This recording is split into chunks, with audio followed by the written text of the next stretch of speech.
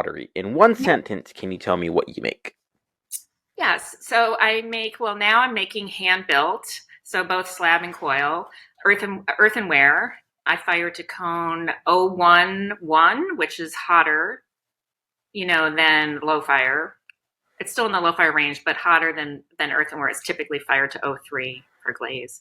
So I do hand built red earthenware, and I'm decorating with botanical inspired designs using colored slips. So tell me the story how you started making the pottery that you make today. Yeah, so as I mentioned, I was doing wood firing predominantly in an onigami kiln that the Art Institute where took classes. They have an onigami kiln out on some property that we rent. And so I was doing that for many, many years. I really loved that whole process.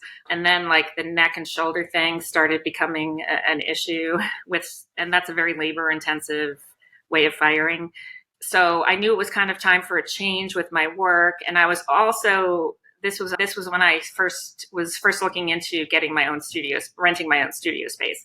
So that just happened to coincide with a workshop at the Art Institute with Victoria Kristen, and she's a earthenware potter from Portland, Oregon, and she came in to do a 2-day workshop. So I certainly knew about low fire ceramics, and had seen terracotta and owned terracotta planters, and was aware of it, but I had never seen anyone working with that clay before. So I just remember, first just seeing the color of the clay and kind of falling in love with it, with that rich dark color.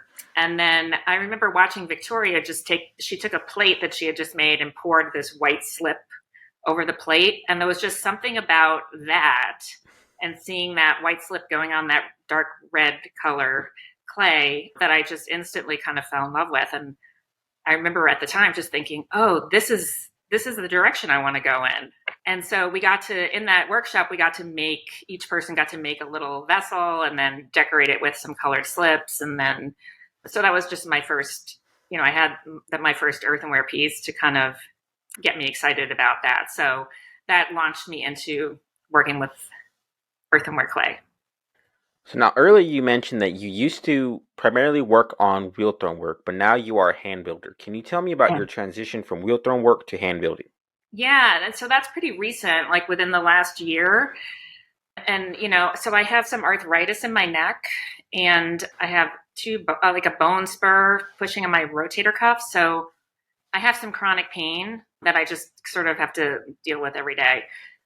Being on the wheel and sort of like being hunched over in this position, and even just like all the wedging that you have to do was really doing a number on the neck and shoulder. So I didn't have I see an orthopedic doctor for this issue, and he didn't tell me I should stop throwing, but I just sort of intuitively felt like I needed to do that. Like I needed to find another way to keep going with clay. I didn't want to give this up, and I didn't want to make this problem worse than it was by this repetitive activity that I'm doing every day. So I made the decision to start hand building, and it was really daunting, like how do I want to make a mug? How do I want to make a pitcher? How do I want to make a plate? Just suddenly it's like I had to rethink all my forms and how I wanted to do them. And initially it was, like I remember trying to figure out how to make a pitcher, and I was working with like some coil building, and then I tried some different slabs, and I wasn't really happy with how they were turning out. So just one day it occurred to me, like, maybe I don't have to figure this out right now. Maybe I can just like let this go. And what would I make if I just didn't have to try to think about replacing all the things I was doing on the wheel?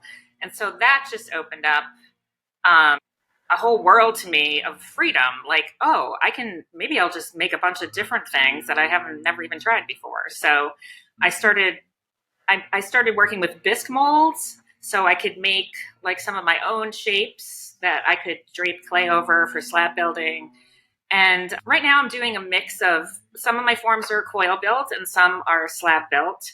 For a while I was thinking, oh, I need to like pick one direction and, either be a coil builder or be a slab builder. Cause I see people out there, some of whom have like a whole line of slab built work or have a whole line of coil built work. And I just realized, it's funny how I don't know if this is common for most people. But for me, I tend to box myself in thinking like I have to pick this one way of doing things. And it's like, why am I doing that? There's just these different tools, these different ways of working. Why can't I just go back and forth between the two? So now I'm in this place of just embracing that I can do both. And actually, maybe it's better physically for me to be switching. So I'm not just always pinching, coiling and pinching, because then I could end up with maybe some, arthritis in my thumbs or hands. And, so like slab building is a little bit easier on all the joints. So I think just like to have like this longevity with this material and have it be in my life forever, which is what I would love to have happen. So now I'm in this place of just wanting to, embrace all these new ways of working and not limit myself by thinking I have to choose one way of working. Absolutely love it. Shaping Nation, if you maybe what you're doing right now isn't something that you can be doing further, maybe it's an injury or something and you have to move on, there's always something new in part that you can do. And on top of that, you don't have to limit yourself to just one single thing. You can branch out and do many different things if you want to. I love that so much. Sunshine Cobb, I don't know if you're familiar with her work, but she's just such a cool person, and she's a hand builder, but she also has a wheel in her studio. So like some of her forms are coil built. She does some stuff with slabs, I think a little bit with slabs, and then like her mugs, I think she's throwing those on the wheel. And she's just like, yeah, like I just really like a wheel thrown mug. And like but all of her work looks cohesive, like it's speaking, they're all talking to each other, the pots. It looks like a cohesive body of work. And so there's something about just sort of watching someone like that navigate all those different ways of making that felt like it was like permission for me. Like, oh, I can just let go of that, like it needs to be one way. I can just really let go of that, and how much freedom I'm now feeling